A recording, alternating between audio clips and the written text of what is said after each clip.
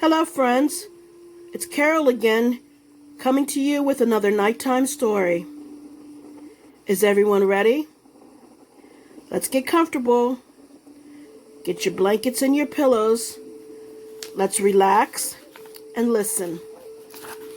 Our story tonight is King Midas and the Golden Touch. Dionysus, the god of drinking and drunkenness, wild music and wild dancing, loved to make great processions across the world with his satyrs, men with hairy legs and horses' hooves, singing and drinking and dancing. And among the satyrs would be Dionysus's old teacher, Silenus, white-haired, pot-bellied, with red wine constantly dribbling from the corners of his mouth, but wise beyond wisdom. And during one of those great processions across the world, old Silenus was left behind.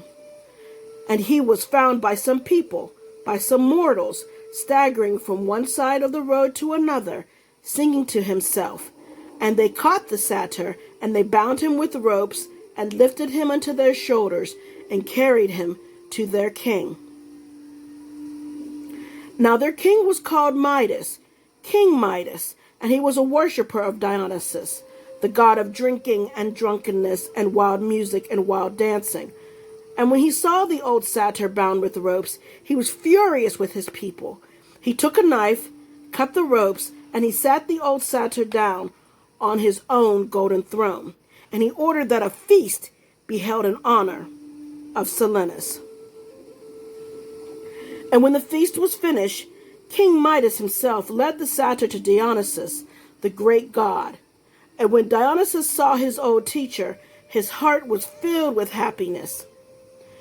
He ran across and threw his arms around Silenus' neck and kissed him on both cheeks. And then he turned to King Midas and said, "I will grant you one wish, and one wish only. What do you want?" And at that time, King Midas needed gold. He needed more gold. And he was thinking to himself, if I ask for my chests and my coffers to be filled with gold, soon enough the gold will be spent. How could I get more gold than I ever dreamed of?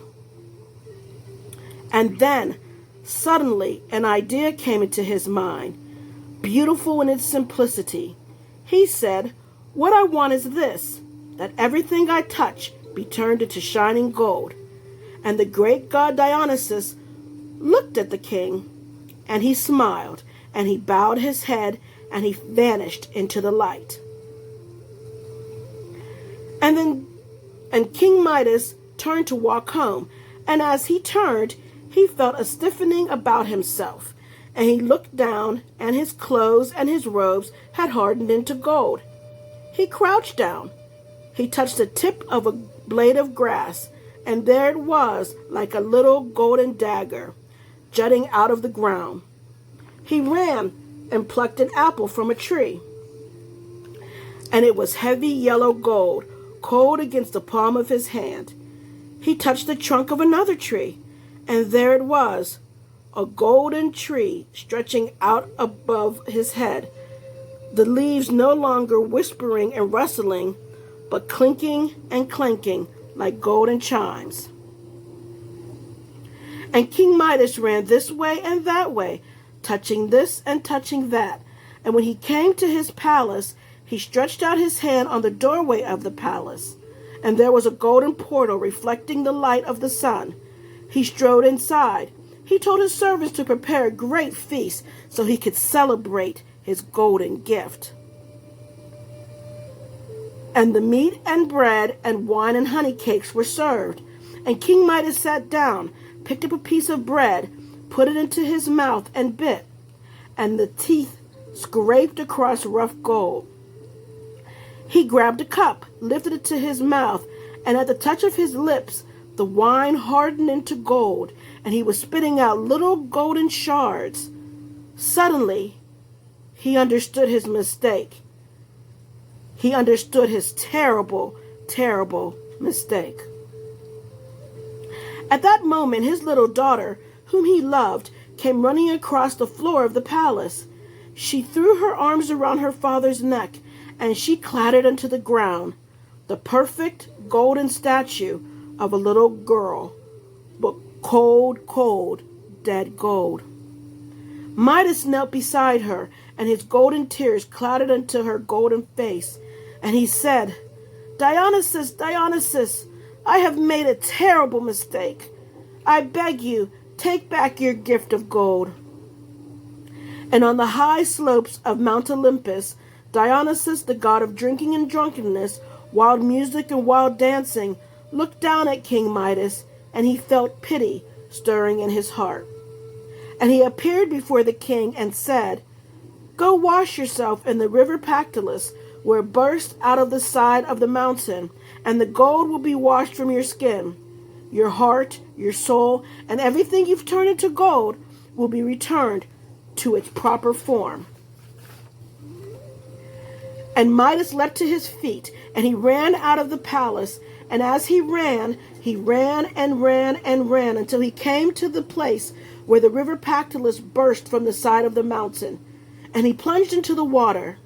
He washed himself from head to foot, and he washed himself, and as he did it, the gold was washed from his heart, his skin, his mind, and his soul. And when he climbed out of the water, he hated gold with all the strength of the love that he had had for it before. And he climbed out of the water. At that time, everything he turned into gold was returned to its proper form. And his little daughter leapt to her feet, all unknowing, and ran into the arms of her nursemaid. And from that day onward, the water of that river, the river Pactolus, has glimmered golden in the light of the sun, and men and women have panned the mud and the silt of the riverbed for hard, little, shining nuggets of gold. And that, my friend, reminds us that we must be careful what we wish for. I thank Alex for suggesting that I read some mythology. And if anyone else has any more suggestions, please leave them in the comments. And I will read to you again next week. Be blessed and have a good night.